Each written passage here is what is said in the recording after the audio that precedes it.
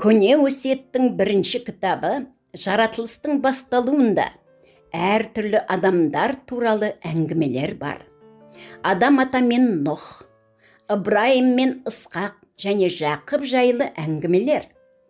Олардың арасында өмірі ең егжей-тегжейлі жазылған адам Жүсіп екен. Оның бала кезінен бастап, жас өспірім кезеңі, есейген жылдары және жасы ұлғайып өлгенге дейінгі әңгімелері бәрі жазылған.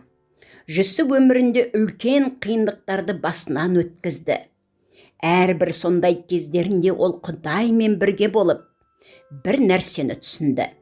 Сол ағалары және өзіне жала жапқан адамдардың кінәларын Құдайдың жақсылыққа қалай айналдырғанын, сондай-ақ өзінің көрген түстері қалай орындалғанын. Әйтсе де Жүсіптің ағалары өздері жасаған күнәларын ұмыта алмаған шығар. Әкесі Жақып қайтыс болған кезде олар қатты қорықты. Себебі Жүсіп енді өздерінен кек алады деп ойлаған. Сол себептен олар әкесін жерлеген күні Жүсіпке былай деді: «Әкеміз өлер алдында сізге айтыңдар деп бізге мынаны тапсырған еді. Жүсіп, ағаларың саған қарсы күнә жасаса да, оларды кешіре көр» деп. Жүсіп сол сөзді естігенде жылады. Жүсіп ағаларына: «Қорықпаңдар, мен Құдайдың орнында емеспін ғой. Сендер маған жамандық ойладыңдар, бірақ Құдай бұлардың бәрін жақсылыққа айналдырды. Сол арқылы адамдарды аштықтан аман алып қалуды ниет етті. Сондықтан қорықпаңдар, мен сендерге де, балаларыңа да қамқор боламын» деді. Балалар, Жүсіп Мысыр тілінде сөйлеп, мысырлық киім киіп жүрді. Ол мысырлықтай боп көрінді.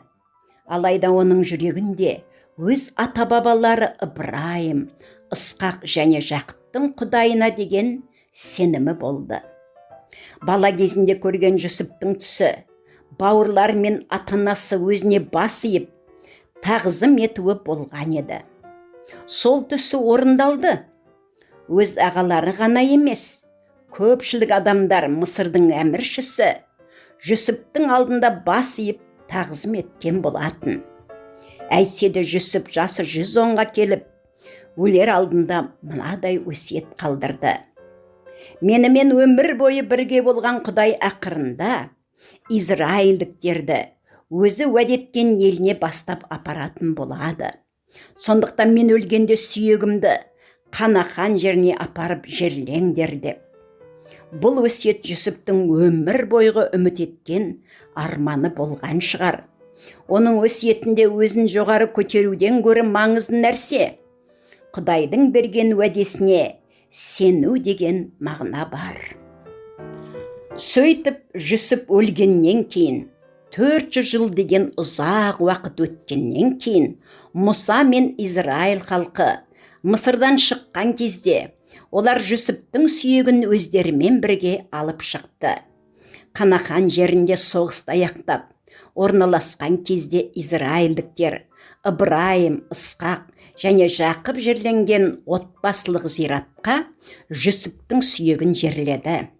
Ақыр соңында Жүсіптің көрген түсін орындаған біреу Құдайдың өзі болды. Оның түсін жүзеге асырған Құдай біздің өмірімізді де басқаратынын есімізде сақтайық.